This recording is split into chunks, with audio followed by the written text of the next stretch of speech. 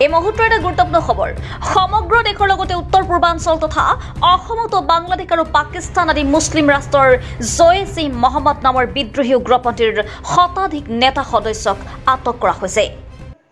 সমগ্ৰ দেশজুৰি যোৱা কিছুদিন ধৰি ভাৰতৰ চুবুৰীয়া ৰাষ্ট্ৰ বাংলাদেশ আৰু পাকিস্তান আদি মুছলিম ৰাষ্ট্ৰৰ কট্টৰ বিদ্ৰোহী উগ্ৰপন্থী সংগঠন জৈশ-ই মহম্মদৰ নেতা সদস্য আৰু সমৰ্থকক NIA, STF আৰু বিভিন্ন ৰাজ্যৰ আৰক্ষী বাহিনীয়ে আটক কৰি অহাৰ মূলতঃ উত্তৰ পূৰ্বাঞ্চল তথা অসমতো কেইবাজনো নেতা সদস্যক আটক কৰি আহিছে।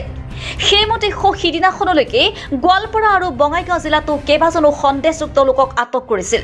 কিন্তু এইসকল সন্দেহযুক্ত বিদ্ৰোহীৰ পৰা লাভ কৰা তথ্য মতে যোৱা নিশা নামনি অসম তথা বিটিআৰ কোকৰাঝাৰ জিলাৰ পৰা যোৱা নিশা মুঠ 8জন জৈশ-ই মহম্মদৰ সন্দেহযুক্ত নেতা সদস্যক STF আৰক্ষী বাহিনীয়ে বিভিন্ন অঞ্চলৰ পৰা অভিযান চলাই আটক কৰিবলৈ সক্ষম হৈছে। এফালে প্ৰাপ্ত তথ্যমতে কোকৰাঝাৰ জিলাৰ জয়পুৰ, খাচীপাৰা, ভোটগাঁও আৰু ভাদ্ৰেয়াগুৰিৰ পৰা হাকিম আলী মণ্ডল, হাবিজুল আলী, মজনু শেখ, আমিদুল শেখ, নুৰ ইছলাম, মজিবুৰ ৰহমান আৰু আব্দুল কৰিম নামৰ সন্দেহযুক্ত জেহাদী বিদ্ৰোহী উগ্ৰপন্থীক আটক কৰে STF বাহিনীয়ে। আৰু একেদৰে ধুবুৰী জিলাতো অভিযান চলাই ইনামুল হক নামৰ বিদ্ৰোহীক আটক কৰিছে।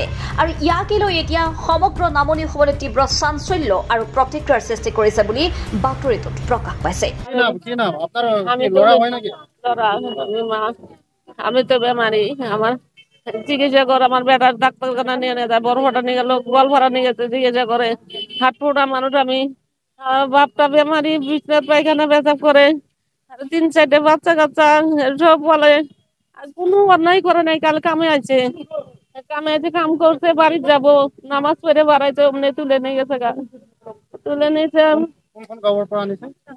না এই বাজার টাউন থেকে দিচ্ছে হামিদুল ইসলাম জয়পুর নামাপাড়া। আমার বেটা এসি ফেরি কাম করে মেকানিক করে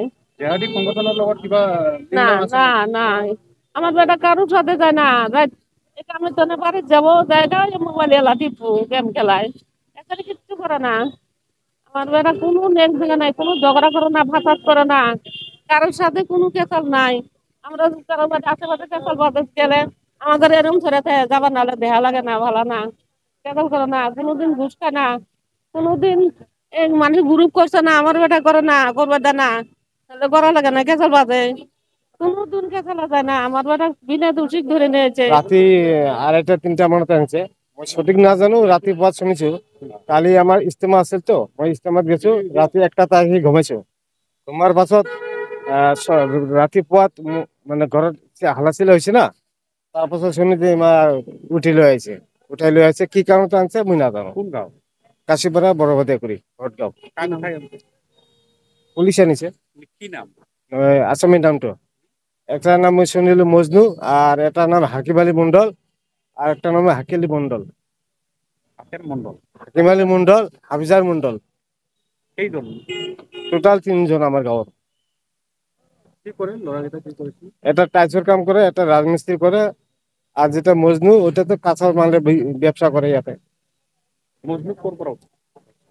মজনু বাজারের পরে ধরছে নাকি আমার গাঁৱৰ হয় এটা জানো মই ভদিয়াগুড়ি। মজনু এটা আর একটা হাকিম আলী মন্ডল আর একটা হাফিজার মন্ডল। হ্যাঁ না এইবিলাক মই নাজানো, জিহাদি তো মই কোনোদিন শোনা নাই। এখন কি কৈছে মই তো এটা নাজানো, জিহাদি বুলি মই কোনোদিন শোনা নাই। আমার গাঁৱৰ মানুহ একে ঘৰৰ লগত এখন কি ভাবি উঠাইছে মই তো নাজানো। ধুবুৰীৰ পৰা তাপস চৰকাৰ ৰিপৰ্ট, সুহানা লাইভ।